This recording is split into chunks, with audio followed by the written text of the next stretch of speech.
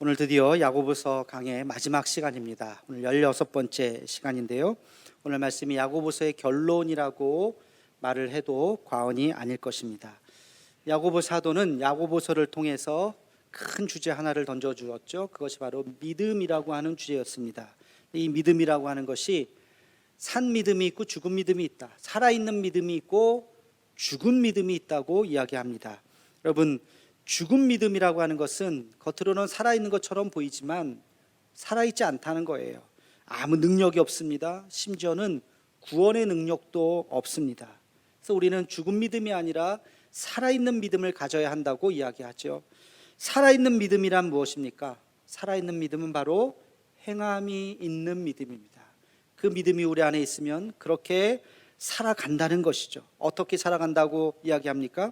시험을 이겨내고 고난을 극복하고 사람을 외모나 빈부로 차별하지 않고 고아와 과부를 그 환난 중에 돌봐줄 수 있고 언제나 말의 재갈을 물려서 늘 덕스러운 말, 그런 말들을 하고 하늘에서부터 오는 지혜를 구하고 그 힘으로 능력으로 살아갈 뿐만 아니라 세상의 욕심에 빠지지도 않고 교만하지 않고 늘 겸손하고 어떤 어려움도 인내하고 이겨낼 수 있는 것, 이것이 바로 살아있는 믿음을 가진 자의 모습이다라고 그 믿음의 구체적인 모습들에 대해서 야고보 사도는 계속해서 우리에게 이야기해 주었습니다. 오늘 결론적으로 우리가 깨달아야 할 것이 있습니다. 어떻게 이런 일들이 가능한가 하는 것이에요. 산 믿음을 가져야 한다는 것도 알겠고 살아있는 믿음이라고 하는 것은 지금 이런 것들이라고 하는 것도 알겠는데 어떻게 그것이 가능할까? 어떻게 시험을 이겨낼 수 있고 어떻게 고난이 왔을 때 좌절하지 않을 수 있고 어떻게 어려운 사람을 늘 도울 수 있고 어떻게 겸손할 수 있고 자기의 욕심을 버릴 수 있을까? 이게 어떻게 가능할까? 그 힘이 어디서부터 올까? 그 힘이 어디서부터 온다고 야고보 사도는 결론적으로 이야기합니까? 바로 기도입니다. 기도. 그렇게 살아갈 수 있는 힘, 그게 쉽지 않다는 것도 알아요. 그렇게 산 믿음으로 살아간다는 것이 힘들다는 것도 알지만 그러나 우리가 그렇게 살아가야 할 텐데 그 힘이 어디서부터 나오느냐? 바로 기도로부터 나온다는 것입니다. 그래서 야고보서 행함이 있는 믿음, 이것만 기억하지 마시고 그 행함이 있는 믿음의 원천이 어디냐? 그 힘이 어디서부터 나오느냐? 바로 기도로부터 나온다는 것을 여러분 잊어서는 안 됩니다. 기도할 때 우리는 고난을 이겨낼 수 있습니다. 기도할 때 우리는 하늘의 지혜를 얻을 수 있습니다.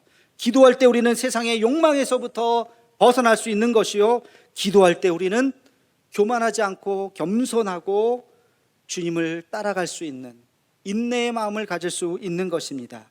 이것이 바로 야고보서의 결론이죠. 여러분 생각해 보십시오. 바른 신앙이란 뭘까요? 우리가 신앙생활을 하는데 바른 신앙을 해야 되겠다. 바른 신앙이라고 하는 것은 하나님과 깊이 교제하며 또 하나님의 뜻을 알아가고 또 그 뜻대로 살아가는 것, 이게 바른 신앙 아닙니까? 그렇죠? 하나님과 깊은 교제를 하고 하나님의 뜻이 무엇인지 알고 그 하나님의 뜻대로 우리가 살아가는 것이 그게 바른 믿음입니다. 근데 여기에서 가장 중요한 것이 뭘까요? 그렇게 할 수 있는 그 바른 믿음으로 살아갈 수 있는 그 원천이, 그 힘이 어디에서부터 공급되느냐? 그게 바로 기도라는 것입니다. 그래서 이 기도는 우리의 신앙의 완성이요, 필수 조건이요, 충분 조건이라는 것이에요. 기도가 빠지면 아무것도 이룰 수가 없는 것입니다.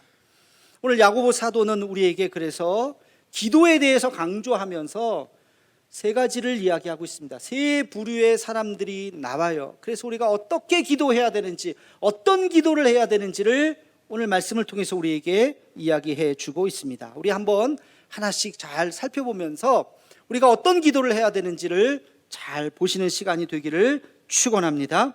먼저 13절 말씀입니다. 우리 함께 같이 읽겠습니다. 너희 중에 고난당하는 자가 있느냐? 저는 기도할 것이요. 즐거워하는 자가 있느냐? 저는 찬송할지니라. 아멘. 어떤 사람이 나옵니까? 고난당하는 자가 나오고 또 즐거워하는 자가 나옵니다. 이 두 부류를 우리가 잘 기억했으면 좋겠어요. 고난당하는 자는 기도해야 되고 즐거워하는 자는 찬송해야 된다. 여러분, 고난에 대해서 여러 번 말씀을 드렸죠. 야고보서 강의할 때도 말씀드렸지만 그 이전에도 고난에 대한 것을 여러 번 이야기를 했습니다. 고난에 대해서 한 말씀만 더 드리자면 테레사 수녀님의 그 말을 기억했으면 좋겠어요. 고난은 주님의 키스이다. 고난은 주님의 입맞춤이다. 여러분, 입맞춤을 할 때는 가까이 다가오죠. 아주 가까이 다가와야 입을 맞출 수가 있습니다. 고난이라고 하는 것은 주님께서 우리에게 아주 가까이 다가와서 우리의 입을 맞춰주시는 거라는 거예요. 그게 테레사 수녀님의 고난에 대한 비유입니다. 고난을 통해서 우리는 보지 못했던 것을 봅니다. 그 이전에는 보지 못했던 것을 고난을 통해서 볼 수 있어요. 고난을 통해서 우리 듣지 못했던 것들을 듣게 되고, 고난을 통해서 우리가 생각하지 못했던 것들을 생각하게 합니다. 그래서 고난은 그 고난 자체가 아니라 고난을 해석하는 능력이 중요한 거예요. 고난을 어떻게 내가 해석할 것인가. 여러분, 고난을 해석할 수 있는 그 눈, 그 힘이 무엇일까요? 그게 바로 기도라는 거예요. 기도할 때 내게 주신 이 고난을 우리는 잘 해석할 수가 있어요. 다 잘 인식할 수가 있습니다. 만약에 기도하지 않으면 나에게 고난이 왔을 때 어떻게 대합니까? 내 감정으로 대합니다. 감정으로 대하. 또 감정으로 대하지 않으면 내 이성과 논리, 내 상식으로 대하게 되죠. 여러분, 감정으로 내게 온 그 고난을 대하게 되면 속 시원할 수도 있어요. 소리 지르고 막 내 감정적으로 막 대응하면 기분은 좋을 수 있을지 모르지만 하나님의 방법이 아니죠. 나중에 더 큰 화가 있을 수도 있습니다. 감정으로 대해서는 안 돼요. 또 내 이성과 논리로, 내 상식으로 그것을 대하게 되면 한편으로는 맞는 것 같지만 한편으로는 하나님의 뜻이 아닙니다. 하나님께서 왜 나에게 이 고난을 허락하셨는지에 대한 하나님의 뜻을 우리는 기도를 통해서 발견해야 되는 것입니다. 그래서 고난을 통해서 우리는 하나님의 사람으로 점점 더 성숙해져 가고 주님의 음성을 들을 수 있다. 이것을 테레사 수녀가 고난은 주님의 입맞춤이다, 그렇게 표현을 한 것입니다. 여러분, 고난이 있을 때 이것은 주님이 나에게 다가오시는 것이다라는 것을 생각하고 열심히 기도해서 그 고난의 의미를 해석할 수 있는 여러분이 되기를 주님의 이름으로 축원합니다. 또 즐거운 자가 나오죠. 즐거워하는 자는 뭐를 하라고 합니까?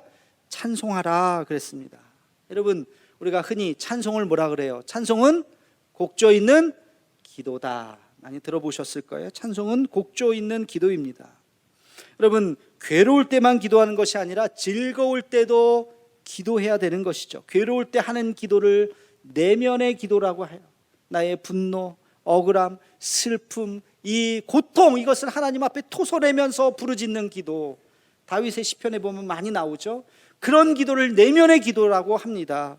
근데 즐겁고 기쁠 때도 있어요. 그럴 때 하는 기도를 우리는 감사의 기도라고 합니다. 하나님 앞에 감사하며 기도하는 거예요. 기도하다 보면 찬송하고 싶고, 찬송하다 보면 기도하고 싶은 것은 아주 지극히 당연한 것이고, 그런 순간이 있다면 성령께서 우리의 삶을 인도하시는 것입니다. 성령께서 우리의 삶을 인도할 때 찬송이 기도가 되고 기도가 찬송이 되는 것이에요. 자, 두 번째 사람이 나옵니다. 우리 함께 같이 14절 말씀을 읽겠습니다. 시작. 너희 중에 병든 자가 있느냐? 그는 교회의 장로들을 청할 것이요, 그들은 주의 이름으로 기름을 바르며 그를 위하여 기도할지니라. 아멘. 어떤 사람이 등장하죠? 병든 사람이 등장합니다. 병든 자가 기도해야 된다고 이야기해요. 근데 그냥 기도하는 것이 아니라 교회의 장로들을 청하라, 그렇게 이야기합니다. 여기서 성경 주석적인 이야기 한 말씀 드리면, 여기서 나오는 장로는 오늘날의 교회 장로들이 아닙니다. 요한도 자기를 장로라 그랬고, 그리고 베드로 사도도 자기를 장로라고 이야기했습니다. 그러니까 그 성경에 나오는 장로의 그 용어는 오늘날 교회의 장로가 아니라 성직자들, 목회자들을 의미합니다.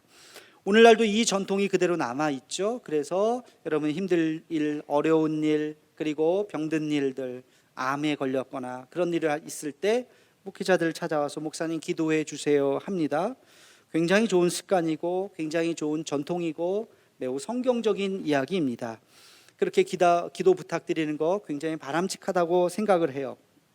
그런데 우리가 생각해 볼 것이 있어요. 왜 목회자에게 기도 부탁을 할까요?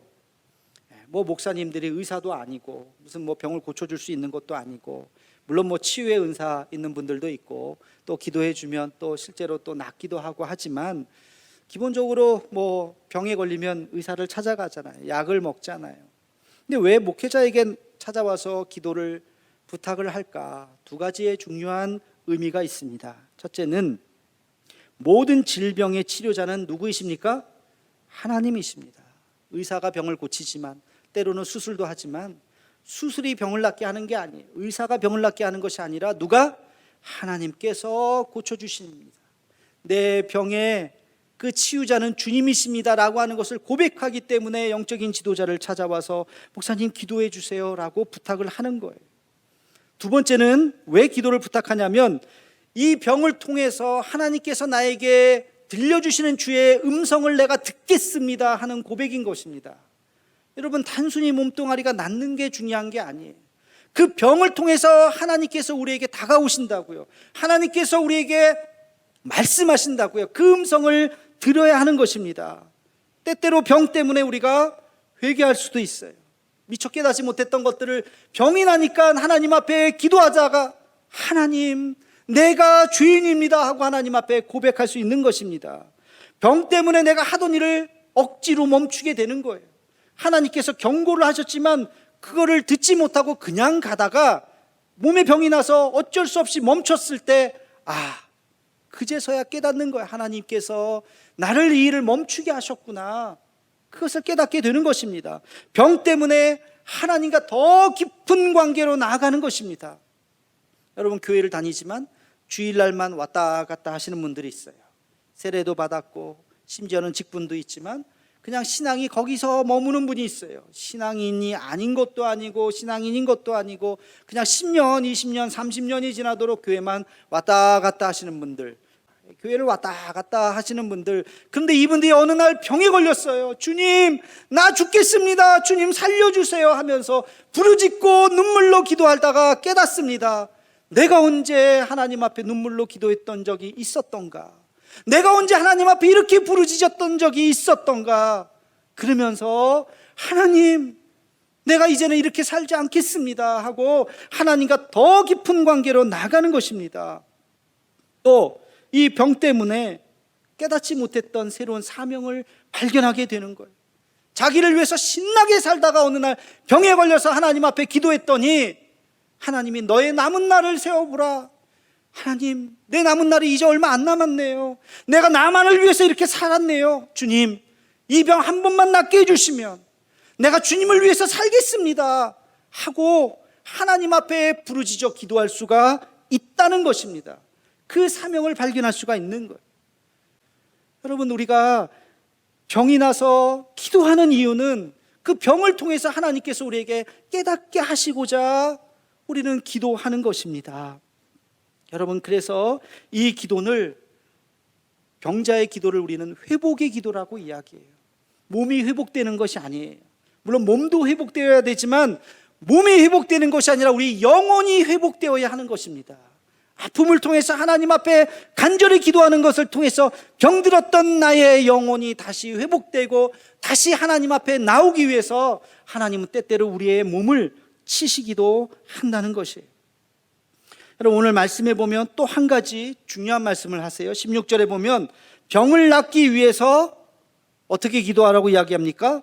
서로 기도하라. 병을 낫기 위해서 서로 기도하라. 여러분, 병든 자가 기도해야 될 것, 한 가지 더 기억해야 될 것은 바로 서로 기도하라는 거죠. 다시 말하면 뭐죠? 이게 중보기도예요. 목회자에게 기도를 부탁하기도 하지만 같은 처지에 있는 사람들을 위해서 기도하는 것입니다.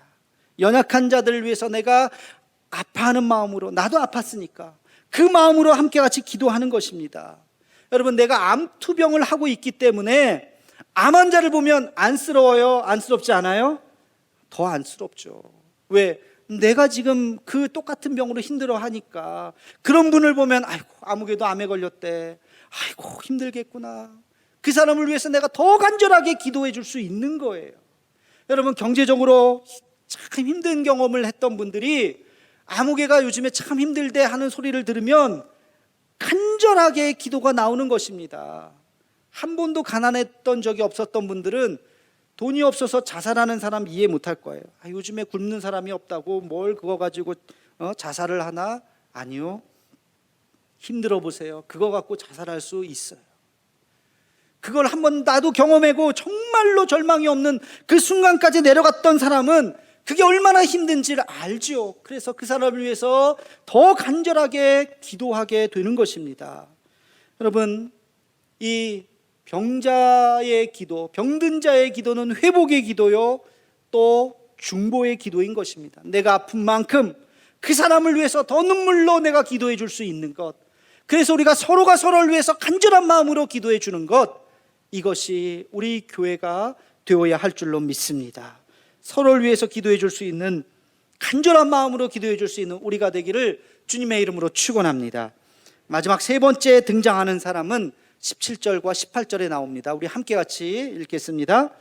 엘리야는 같은 사람이로되 그가 비가 오지 않기를 간절히 기도한즉 3년 6개월 동안 땅에 비가 오지 아니하고 다시 기도하니 하늘이 비를 주고 땅이 열매를 맺었느니라.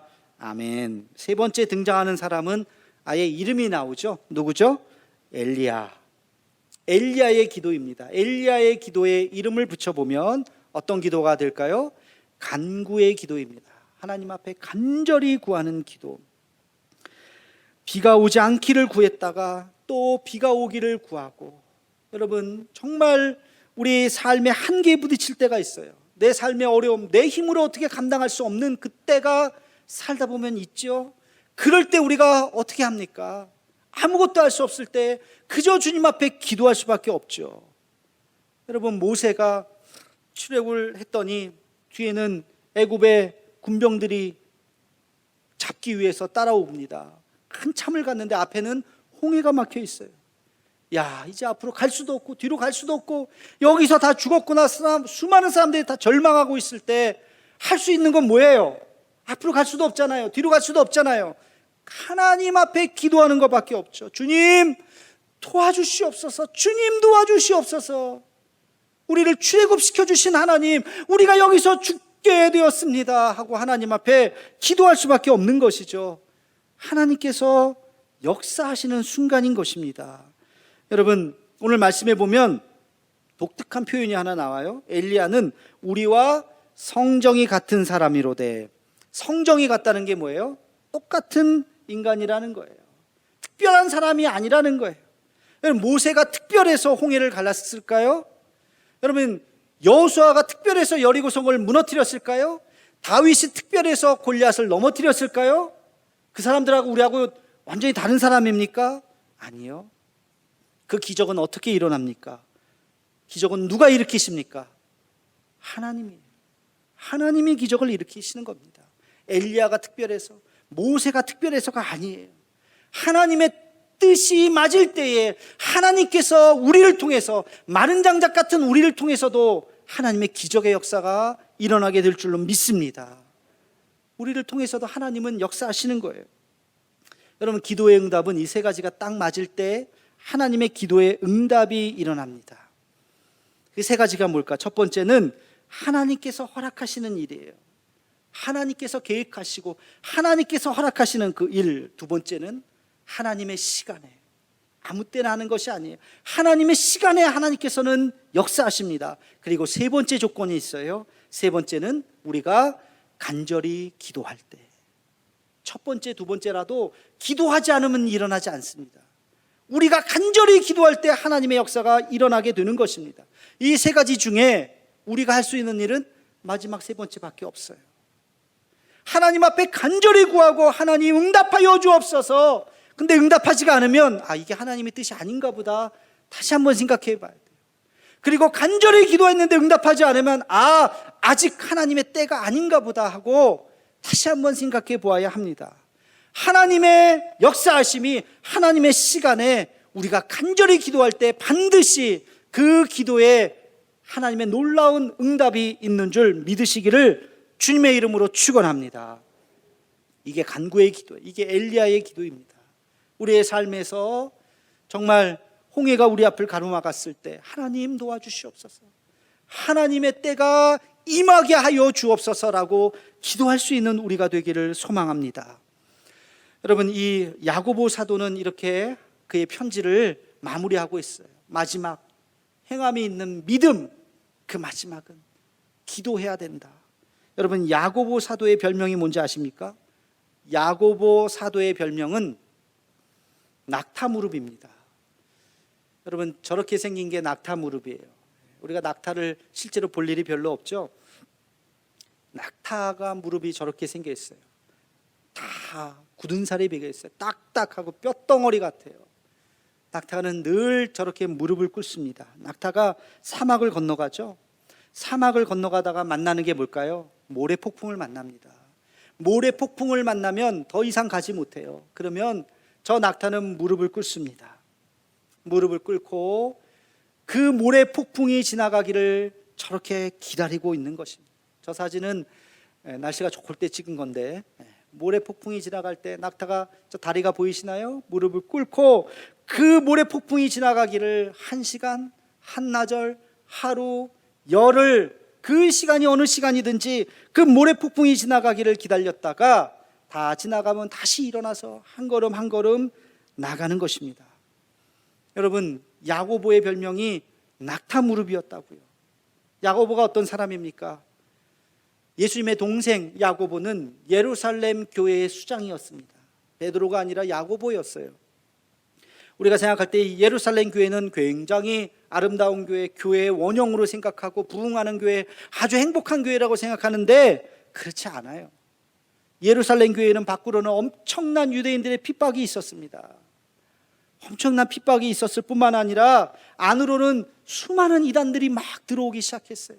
아직 교리도 삼위일체 이런 것들도 정립되지 않은 상태였어요. 교회 안에 누구파 계파가 또 나눠져 있었습니다. 사도행전에도 나오잖아요. 구제 문제 때문에 막 싸우기도 하고, 그리고 이방인들이 막 들어오니까 이방인들이 여기 왜 들어와 하고 이방인 욕하는 사람, 이방인을 또 두둔하는 사람, 그 안에서 이방인의 문제 때문에도 또 싸우고 난리 났던 교회가 예루살렘 교회예요. 그 모든 상황 속에서 야고보 사도는 중심을 잃지 않고 언제나 하나님 앞에 무릎을 꿇었습니다. 하나님께서 세우신 이 예루살렘 교회, 이 교회를 통해서 온 천하의 땅끝까지 가서 복음을 전해야 될 텐데 이 교회를 주님 지켜주시옵소서 하고 눈물로 기도했던 사람이 바로 야고보 사도였어요. 여러분, 기도하지 않는 믿음은 믿음이 아니에요. 기도하지 않는 신앙인은 신앙인이 아니에요. 무늬만 신앙인입니다. 기도하지 않는 말은 해서는 안 돼요. 떡이 되지 않습니다. 상처가 될 뿐입니다. 말을 할 때도 기도해야 됩니다. 왜? 교회는 영적인 공동체이기 때문에 그렇습니다. 세상 공동체가 아니잖아요. 우리 영적인 공동체입니다. 기도로 통해서 우리는 하나가 될 수 있는 거예요. 만약에 교회에 기도가 사라지면 어떻게 될까요? 인간의 시기와 질투와 미움과 다툼과 욕망의 집합소가 아마 교회가 될 것입니다. 그러나 우리가 기도할 때 하나님께서 우리를 하나로 만드십니다. 우리가 기도할 때 하나님께서 우리의 마음을 모으게 하십니다. 우리가 기도할 때 교회가 세상의 소망이 될 줄로 믿습니다. 우리가 기도할 때 다른 사람의 연약함을 지적하는 것이 아니라 나의 연약함을 보게 되는 것이죠. 그래서 서로를 위해서 기도하게 되는 것입니다. 하나님 앞에 날마다 기도하며 아름다운 믿음의 공동체를 만들어가고 그리스도의 몸을 세워갈 수 있는 우리 모두가 되기를 주님의 이름으로 축원합니다.